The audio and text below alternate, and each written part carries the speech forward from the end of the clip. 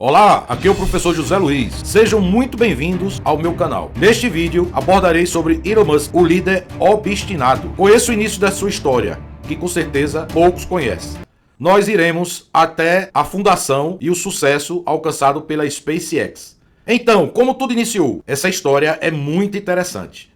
Certamente nesta altura do vídeo, você deve estar bem curioso. Antes de continuarmos, não se esqueça de se inscrever no meu canal, curtir e comentar. Isso nos ajuda muito a continuarmos com este projeto de difusão de conhecimentos. Muito obrigado. Elon Musk nasceu em 28 de junho de 1971, na África do Sul, em uma cidade chamada Pretória, mas na adolescência se mudou para o Canadá com sua mãe e depois para os Estados Unidos. Com apenas 10 anos, Elon Musk já estava aprendendo sozinho programação de computadores e com apenas 12 anos desenvolveu um código de computador para jogos chamado Blasta para HTML5 da Spectra Video, como você pode ver nessa imagem abaixo, que depois ele vendeu por $500, que não era pouco dinheiro para aquela época. Assim inicia sua jornada como empreendedor. Elon Musk na adolescência sofreu muito bullying por já ser visto e considerado nerd, e também por não ter um bom porte físico. Como certamente já passamos ou vivemos isso em nossas vidas, ou até presenciamos, aqueles que não se dão bem nos estudos ou fazem parte de grupinhos se divertem agredindo os que são chamados de nerds, de estudiosos, aqueles que são considerados diferentes diante da multidão, da maioria. Mas isso não saiu barato. Aos 12 anos, depois que ele levou essa surra e foi jogado por uma escada por um grupo de garotos não muito amistosos, ele chegou a ser hospitalizado. Mas como um garoto determinado que ele sempre foi, uma pessoa determinada e obstinada, ele resolveu aprender artes marciais e depois disso, por volta dos 15 anos, ninguém nunca mais ousou enfrentá-lo. Sua determinação e foco já eram bem visíveis e reconhecidos por todos. Em 89, Elon Musk mudou-se para o Canadá, terra natal de sua mãe, em busca de melhores oportunidades de trabalho. Ingressou na Queen's University, em Kingston, Ontário. Em seguida, em 1992, transferiu-se para a Universidade da Pensilvânia, na Filadélfia, onde obteve bacharelado em Física e Economia. Sua formatura foi em 95. Desse mesmo ano, iniciou o PhD em Física Energética, na Universidade de Stanford, Califórnia. Mas não se surpreenda, com apenas 2 dias, ele resolveu trancar a matrícula. Não é à toa que ele não é uma pessoa que segue a multidão, ele sempre tem uma visão diferente das coisas. Ainda em 95, fundou com seu irmão, Kimball Musk, e um amigo chamado Greg Corey, a Zip2, uma empresa que fornecia conteúdos para jornais online. 4 anos mais tarde, a Zip2 foi vendida para a Compaq, famosa fabricante de computadores, por $307 milhões. Uma pequena fortuna, não é mesmo?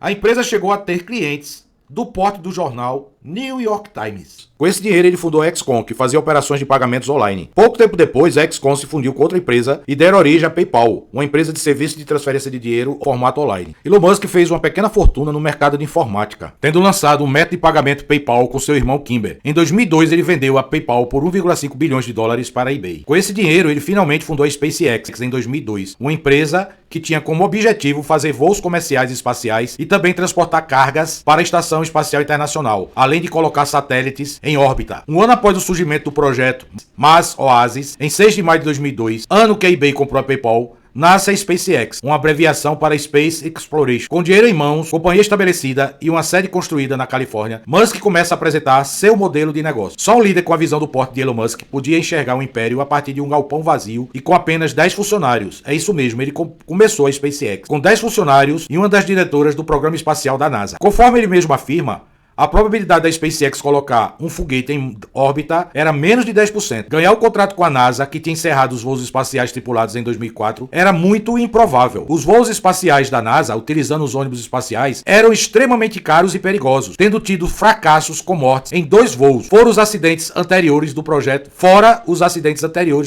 Apollo. Em 1986, o Challenger explodiu pouco após o lançamento, matando 7 astronautas, entre eles uma civil, a professora Sharon Christian, que morreu a bordo desse ônibus espacial, causando comoção nos Estados Unidos e em todo o mundo.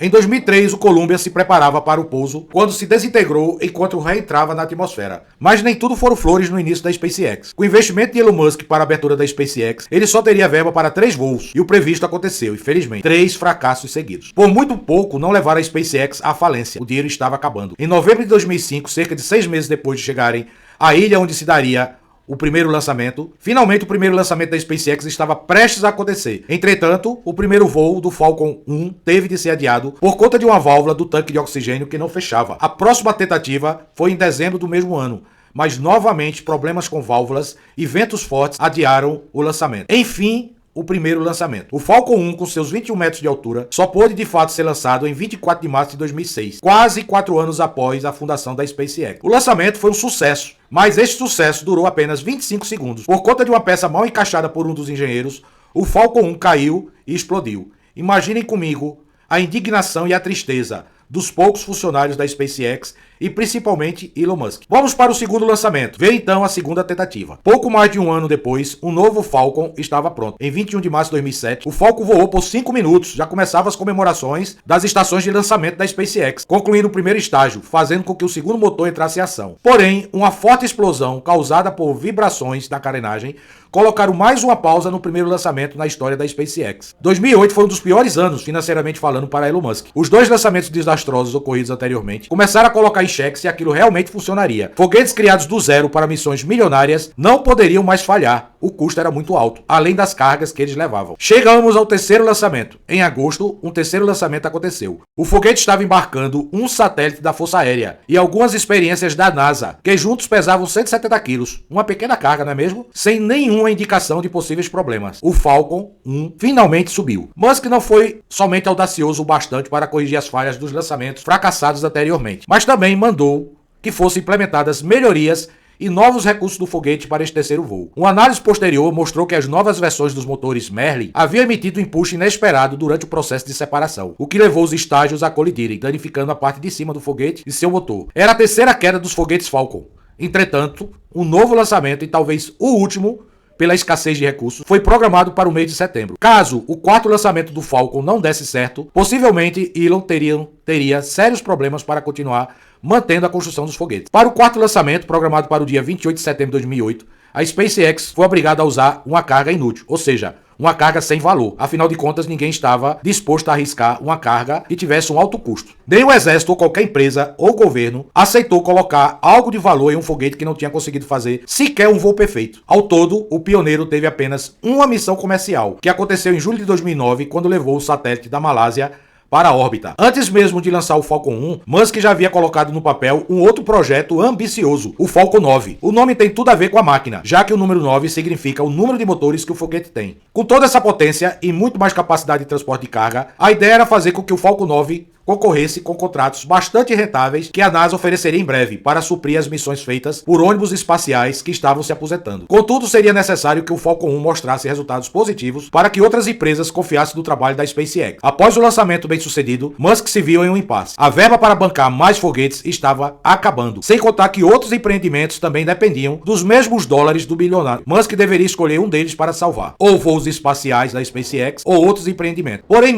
Musk não precisou escolher. Um fundo de investimentos dos seus ex-colegas da PayPal ajudaram o Musk a continuar escrevendo a história da SpaceX. Além disso, em dezembro daquele ano, veio um contrato milagroso da NASA no valor de 1,6 bilhões de dólares. Isso deu uma sobrevida para a SpaceX. Vejam só que maravilha, que sorte e que milagre. A ideia inicial de Elon Musk era reduzir o preço dos foguetes a uma fração de 10 para 1 do que era cobrado antes da SpaceX entrar no mercado. Por isso, o primeiro passo para esse feito foi construir os próprios foguetes e espaçonaves, o que já caiu em muito o valor original pago pelos governos mundiais. Porém, Musk quis ir além. Ele propôs reutilizar os foguetes. Olha só o que eu falei. Reutilizar os foguetes, feito nunca antes realizado na história da humanidade. Como vocês sabem, todos os foguetes anteriormente lançados eram descartados no espaço. Isso era um custo absurdo, extremamente caro. Caso isso realmente se concretizasse, a SpaceX seria a primeira empresa na história a alcançar tal feito. Em 2011, o projeto da SpaceX de fazer um pouso controlado foi anunciado. E a cada vez que um Falcon decolava, era feita uma tentativa de pouso na volta do foguete. Como projeto pioneiro, certamente houve falhas, e não foram poucas. O vídeo acima foi feito pela própria empresa, mostrando que inúmeras tentativas foram feitas, até que o grande feito de conseguir pousar um foguete acontecesse. Mas, antes disso, outros projetos, além dos foguetes, estavam a todo vapor, incluindo a evolução da nave Dragon. Em maio de 2012, outra Dragon foi lançada pelo Falcon 9 e chegou até a Estação Espacial Internacional e conseguiu se acoplar com a ajuda de um braço mecânico e de astronautas que estavam por lá em missão. Isso comprovou que a SpaceX podia ser usada por governos e empresas para levar encomendas para o espaço. Eu quero aqui fazer uma observação. Vejam a precisão com que a cápsula Dragon tinha que ser acoplada à Estação Espacial Internacional. Qualquer erro de precisão destruiria a cápsula Dragon e a própria Estação Espacial Internacional. Como o homem consegue tanta precisão num contato, numa acoplagem? Realmente é impressionante, impensável até este momento. Com tantos testes acontecendo, a SpaceX foi se especializando cada vez mais no lançamento e pouso dos foguetes. Aliás, pelo menos na tentativa de pousá-los. Em 2014, 2 testes realizados com o Falcon 9 foram bem sucedidos. O Falcon 9 pousou no Oceano Atlântico após o lançamento. E foi também em setembro deste ano que a empresa fechou mais um contrato com a NASA, permitindo que a SpaceX transportasse astronautas. A SpaceX torna-se desta forma a primeira empresa privada da história a fechar esse tipo de contrato. No início de 2015, mais testes de pouso foram realizados. Desta vez, a ideia seria pousar um foguete Falcon 9 em uma pequena plataforma em formato de navio no meio do oceano. Você não está ouvindo errado. Trata-se da primeira vez que o foguete ia voltar, o primeiro estágio, intacto e pousar, feito nunca antes realizado na história da humanidade, e marcava uma nova era de voos espaciais, tendo o resgate de um foguete. Eu não estou falando da cápsula, eu estou falando do foguete de alto custo. Em seguida, dezembro de 2015, poucos dias antes do Natal, um Falcon 9 faz mais uma aterrissagem vertical com perfeição, após lançar satélites em órbita. Aí já mostrava a eficiência da SpaceX de fazer voos comerciais não tripulados. O pouso perfeito só aconteceu mesmo em 2016, quando a empresa conseguiu colocar um foguete de maneira perfeita em cima de uma das plataformas da SpaceX no meio do oceano, conforme você pode ver neste vídeo. Que a SpaceX domina o transporte de cargas não é segredo para ninguém. Dessa forma, naves reutilizáveis e a construção caseira de foguetes proporcionaram à empresa o monopólio do mercado em pouco tempo. Mas Elon Musk já deixou claro que quer ir além. O contrato fechado com a NASA em 2014 para transportar astronautas para a Lua saiu do papel em 2020. Mas como todos se lembram, em 2020 nós tivemos o início da pandemia do coronavírus. A partir de março de 2020, o mundo entrou em lockdown.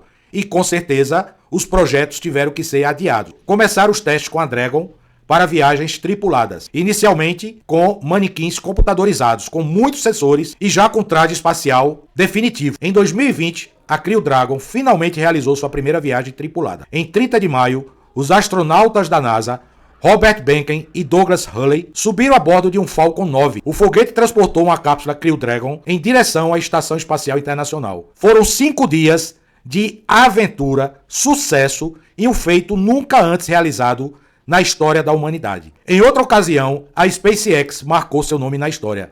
Foi a primeira vez que uma empresa privada realizou uma viagem espacial tripulada.